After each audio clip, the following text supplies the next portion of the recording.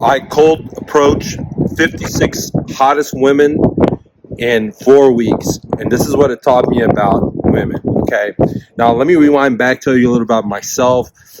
I didn't even know that men are supposed to go approach women. Why? Because in sixth grade, I've been working out and I've been working on myself by creating me multiple businesses and multiple incomes, which therefore women were chasing me. I swear to God that I didn't know that men were supposed to go and chase women or pursue women or be the one that goes and talks to them first. Because all in my life, women were approaching me. Okay.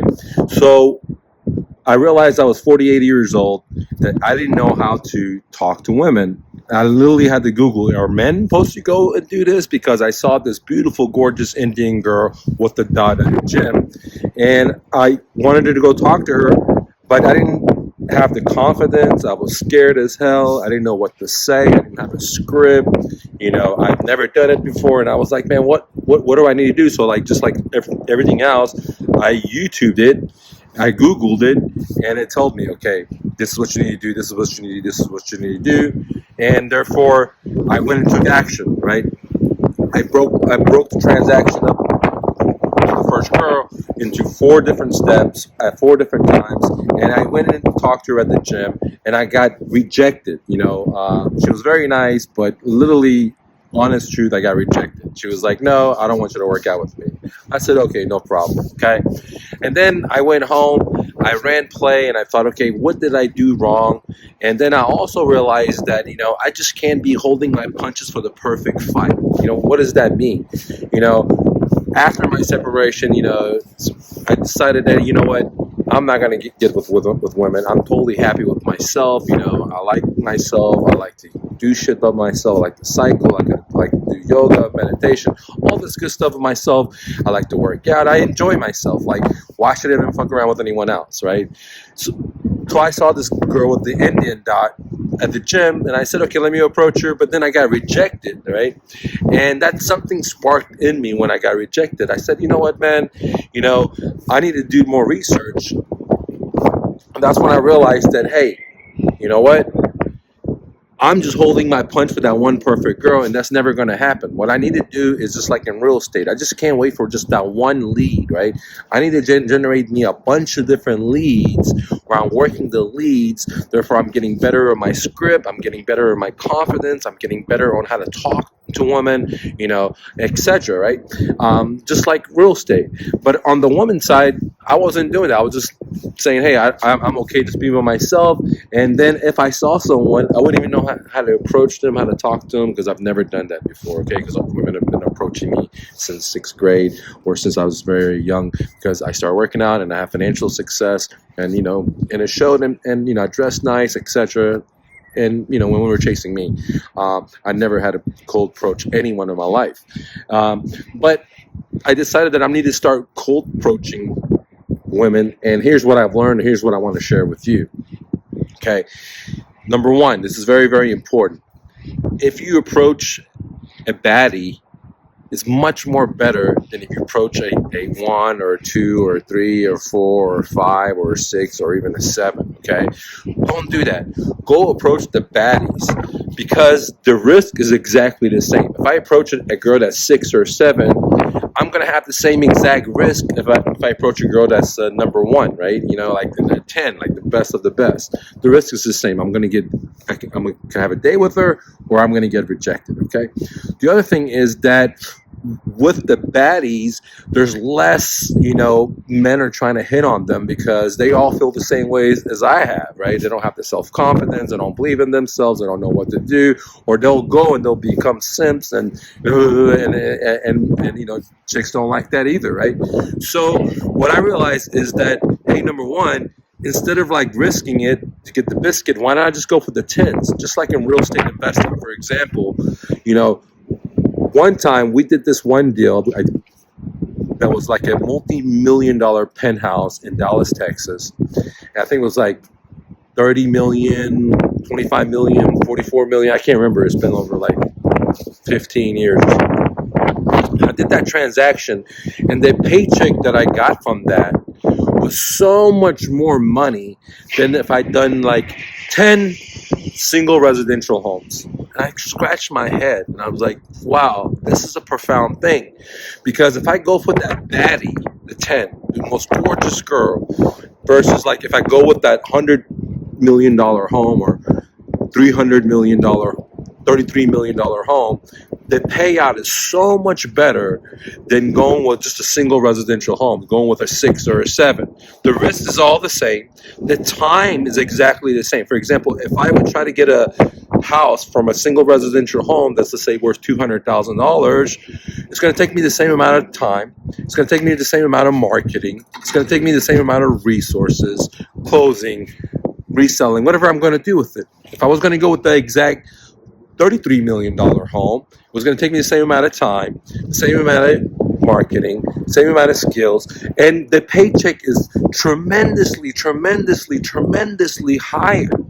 So this is what I just realized, that, hey, that instead of just going for the 5, 6, 7, 8, fuck that, dude. Just go for what your dreams is. Go for the top of the top, the cream of the cream, And of course, you're gonna have the opportunity to fail if you go for the cream of the cream. But damn, you're gonna have the same exact opportunity with going for a 6 or a 7, right?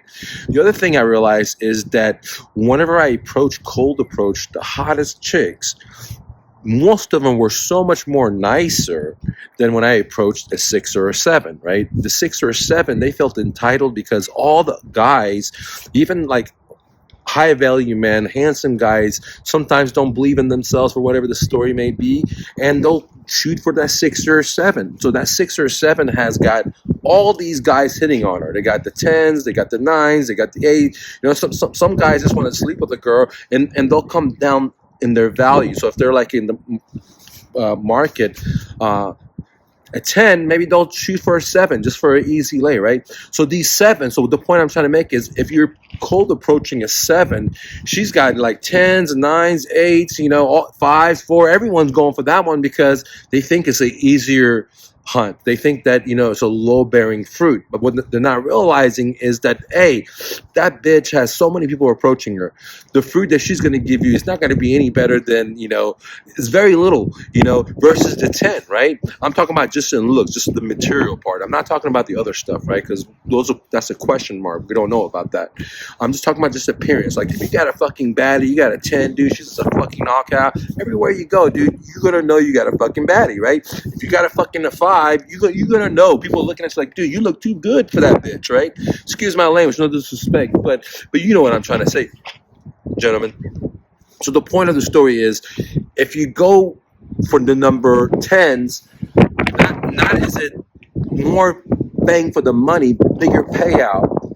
2, a lot of those 10s are easier to talk to. They're more friendlier because they're so high up there that most men are not approaching them. Only a confident man, and there's not that many, unfortunately, confident men. Now, there are a lot of brave dudes or simps, but she's not going to go for that because so many people are approaching for that, right? And guys, so it's just like real estate, like if I try to get that a penthouse that's worth $44 million versus a $200,000 single residential home, the time, the energy, the marketing, the skills is exactly the same, but the benefit is just exponentially higher, dude. You know what I mean? And that's what I'm trying to make this video for, that, hey, bro, go for your fucking dreams. Go for the fucking 10s. Don't go for anything less, dude.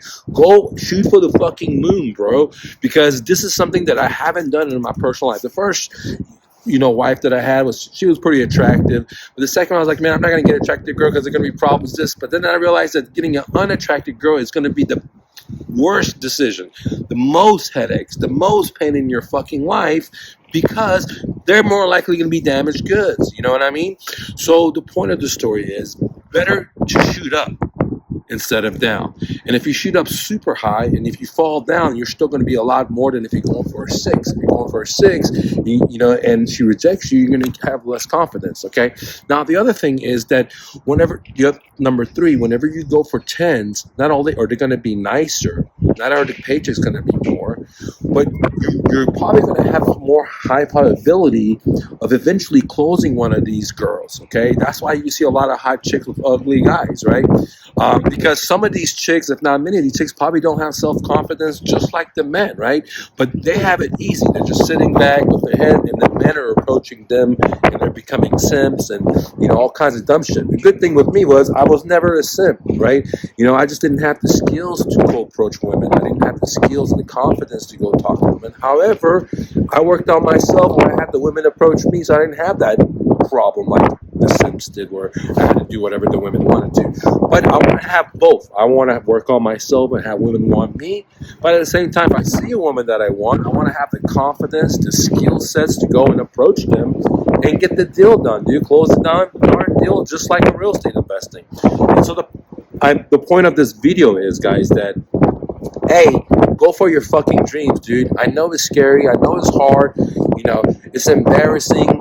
You're going to have a lot of failures in it. But what is the other option, bro? Just sit in the fucking play video games or sit at home and, fuck that, dude. Be your fucking dreams, dude. That even means in business, in real estate, in writing your book, or you starting your YouTube channel, or whatever the fuck, man. Leaving that whatever situation where it's not good for you, okay? The other reason I'm trying to make this video is for you to understand, women, you're better off shooting for the higher level ones than the lower level ones, because it's going to be a lot easier at the top, dude.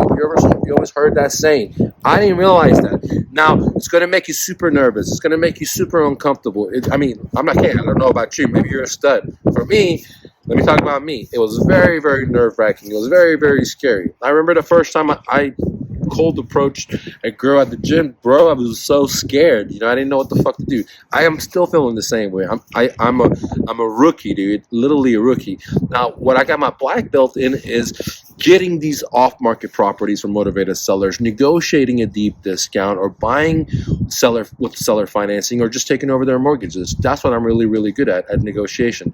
Not only in real estate, but anything I bought. I bought brand new cars, 22% off MSRP with 0 miles on them. I've done videos about that on YouTube. They've gone viral. But the point I'm trying to make is that, bro, be your dreams. Okay, and then shoot for the fucking stars for your dreams. Don't take no for an answer. Realize that you're going to get rejected. Realize that people are going to tell you to fucking no. Realize that sometimes, you're not going to have any fucking support. It doesn't matter, bro. Do your fucking thing, bro. It's going to be uncomfortable. It's going to be uncomfortable. It's going to be uncomfortable. It's going to be uncomfortable. It's going to be uncomfortable. And then one day it becomes a little bit easier. Then it becomes a little bit easier. Then it becomes a little bit easier.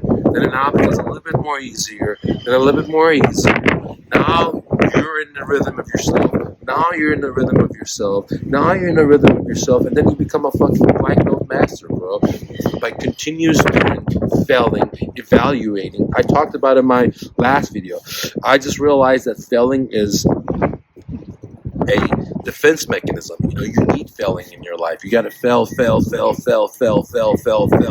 over and over and over in all dimensions of life, not financial, your heart, everything, bro. You got to get broken, like Romy says, man. You got to get fucking broken. The light enters where the wound is. You know what I mean?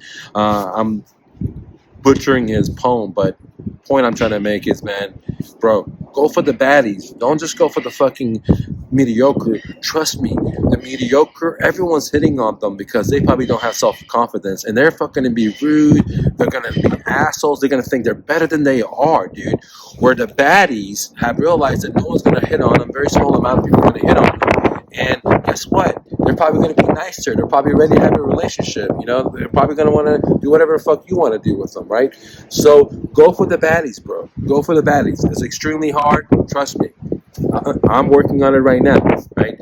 But just like in real estate, I will master it. Just like in bodybuilding, I will master it. Whatever I decide to do, let me tell you a little story, guys. I started out my moving company, and it was in the 90s, in the dial-up age, right?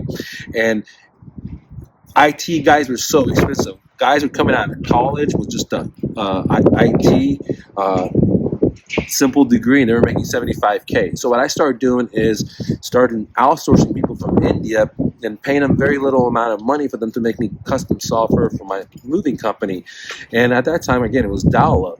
But I was creating myself a cloud-based software that could give anyone an estimate of their home, and it would be binding, guaranteed not to change on their moving date. Just go on my website, type in, I got 1 couch, I got 5 beds, I got this, 1,000 boxes, blah, blah, blah. And I would give them an instant price, not me, the software. Again, this is in the 90s, guys. Okay, I decided to go with PHP and MySQL, where all the other programmers were talking about going with ASP, which was at the time Microsoft's software.